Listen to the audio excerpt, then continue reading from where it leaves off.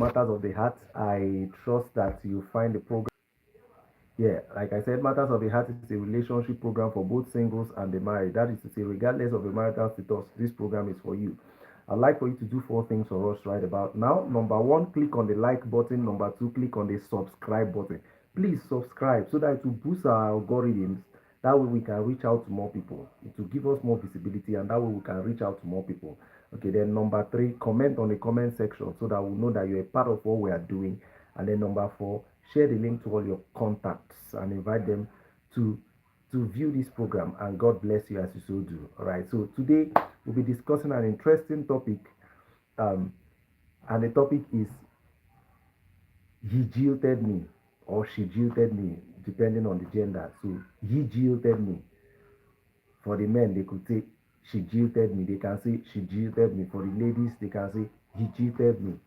So that's what we are discussing today. You know, currently there's a trending issue in Nigeria in the social space. A lady coming out to call out a clergyman, saying that they've been dating for years, for about 7 years, and he went on to marry some other person. Now it is not what we don't do aproko talk here. We don't do gossips here. No, but sometimes we leverage on things happening in society part time to evince principles as they relate to marriage and relationships. So we just leverage on current happenings to evince principles on marriage and relationship. So we don't come to discuss the particular gossip going on in town or the particular thing happening with the people involved in the stories. No, no, no. We just leverage on that to discuss the principles. So the principles are what we are talking about, not the persons involved. We don't discuss persons here, we discuss principles. So because that is happening, we are discussing it here because even the Bible says nothing is new under the sun. So the meaning is, if that's happening with the persons involved right now, it means things like that are happening to some other persons or must have happened to some other persons. Do you understand?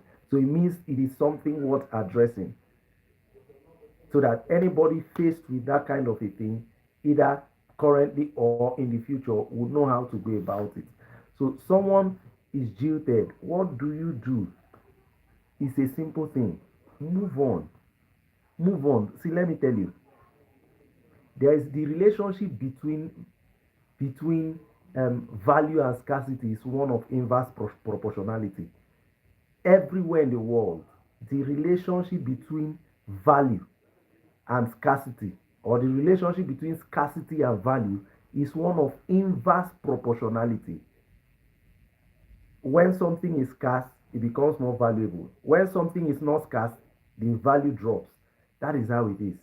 So if someone has already said they don't want you, first of all, most likely, the thing is that they've had enough of you. I'm talking about a case where there has been a relationship. I'm not talking of a case where the people are just meeting for the first time. I mean, you could meet someone for the first time and just not like the person as per attraction and just not be attracted to the person. No, I'm talking of if two sets of a set of two persons, as it were, have been together in a relationship for a while, and one person is saying I don't want again, it means the person has had enough of you. That's what it means.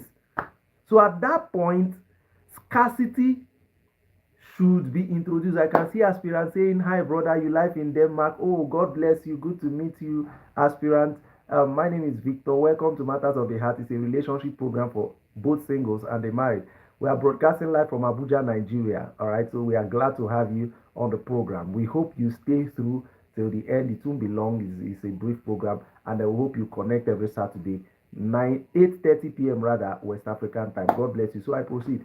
So if two persons are in a relationship or have been in a relationship for a long time, and one person says he's not doing again, the most likely thing is that the person has had enough of you. Except maybe it's a case of maybe the person clearly has a revelation saying that this thing is not the right way to head. That's a different thing. We are talking other things being equal. That's what we are talking about. It means the person has had enough of you. So value will drop. So the worst thing you can do, to yourself in that circumstance is to keep forcing yourself. You are now making supply exceed demand.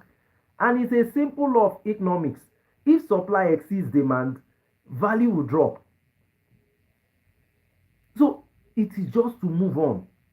Now, you are not moving on necessarily for the law of demand and supply to apply, in the sense that, okay, when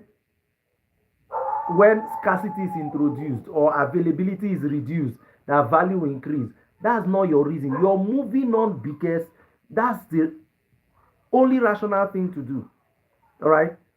But then there is that possibility that when you withdraw availability, value could rise up. There is that possibility. But I'm saying, even if it does not rise, that is still the appropriate thing to do. But I'm now adding that, in that being the appropriate thing, when you reduce availability or introduce scarcity, you may be surprised that that same person that left you for some other person may now feel your value, by reason of the absence you have created, and we come begging. Yes, it's happened a couple of times. This thing happens all the time. But even if the person does not come begging, for your own sanity, for your own sense of value, there is the person's sense of value of you, but there is also your own sense of value of yourself. If you keep pushing yourself at somebody, forcing yourself on someone, and the person keeps rejecting you, before long, you will start feeling less value for yourself. You yourself will undervalue yourself. And the worst case about this value placement or value attachment thing is self-inflicted undervaluation. Yes, self-inflicted undervaluation is the worst kind of undervaluation. It is better other people undervalue you than you get to a point where psychologically you are now looking at yourself less. You are undervaluing yourself. That's the worst, because nobody can market you more than you. Yes. So please, whenever it gets to that point, even if you were at fault, that is to say, even if you were the reason the person moved on, the best thing to do is just to move on to. Yes, I've told you the possibility attached to it, but even if that possibility of the person coming back does not arise, that's the best thing. Just learn from the mistake, and then you move on to something else. I hope you understand. So never be caught in that situation where you are forcing yourself on somebody. It doesn't work. Forced love never works. No. And let me explain to you. You see, we were created in the image of God. So we have some elements of godlikeness in us, including people who say there is no God. They have some elements of godlikeness in them. Not necessarily in terms of regeneration, but in terms of creation. Yes. And what is God's nature when it comes to love? The Bible said in Romans chapter 5 verse 8, God commends his love towards us in that while we were yet sinners, Christ died for us. So God's love is an unconditional thing. Are you getting the point? God's love is an unconditional thing. So similarly, humans love naturally. If the love is forced, it will not last. It cannot be sustained. In the first place, it is not love. Yes, for humans, love may revolve around something. All right, okay, someone could fall in love with somebody because they like the way they smile. But when the love sets in, you see, the smile is only cause attraction. Yes, someone could fall in love with somebody because they like the way they smile, right? But you see, the smile is not actually the reason for the love. The smile causes the attraction, which now power the love. But when love sets in, it will go beyond that smile. It will no longer be just about that smile. It will be about the person. Because, the person will not be smiling 24 hours now of the day. But the love is 24 hours. The moment you get a call, this person is sick, he's in trouble, you just run to go and act, regardless of the fact that that person may not be smiling at that time. In fact, when you get to the scene, it may be that the person is even crying, not smiling, the smile that attracted you. So you can see at that point, love has taken over attraction. So with humans, just like with God, love is always, or is supposed to always be unconditional. The moment love is a forced thing, it's number one, not love. But even if you argue that it is love, it cannot be sustained. That's the reason you should never force yourself on someone who doesn't want to marry you. If you want to take up a legal action, maybe breach of promise to marry, that's okay, it's up to you. Even if our advice, you just let it go. You should just let it go. There's something Jesus talked about in the Bible about heaping coals of fire on someone's head. But if you are such a legalistic person, all right, and a litigious person, you want to litigate, you can litigate, but not to be forcing yourself. Or you can litigate as part to get damages for breach of promise to marry, but not to be forcing yourself on someone who does not love you. Marriage is a lifelong journey. How long do you want to keep getting someone to be with you or to like you? Even if the person, okay, agrees to marry you for fear of the litigation, maybe he doesn't have money to pay for breach of promise to marry, to pay damages, well, there is still a room for divorce. The person who shall do something that would make that marriage meet the conditions for divorce. At that point, what have you gained? It is better not to start such journeys at all, because such journeys are always strenuous. I hope this helps. Very well, I'll see you the next week. That's the coming Saturday, 9:30 p.m. or 8:30 p.m. Sorry, 8:30, not 9:30, 8:30 p.m. West African time. Until then, if you have any question, feel free to reach out to us. You can send your questions to this number +234 80 3767 4300. I'll take it again. +234 80 3767 4300. You can send it as an SMS or as a WhatsApp message. In the alternative, you can send it as an email to victorokwudiri@gmail.com. victorokwudiri@gmail.com. Okwudiri is spelled Okwudiri.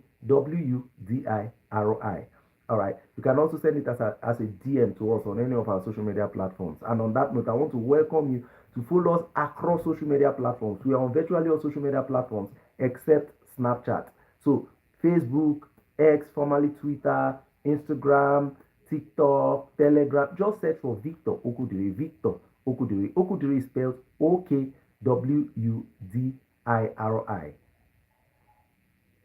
Okwudiri. Just search for Victor Okwudiri and then follow across boards or like, depending on the platform, or subscribe. And God will bless you as you so do. All right, so remember to share this video immediately after the broadcast so that others can be beneficiaries. All right, until I come your way next week, Saturday, 8:30 p.m. West African time, or Nigerian time, if you so wish to call it, your relationship will succeed. Peace out.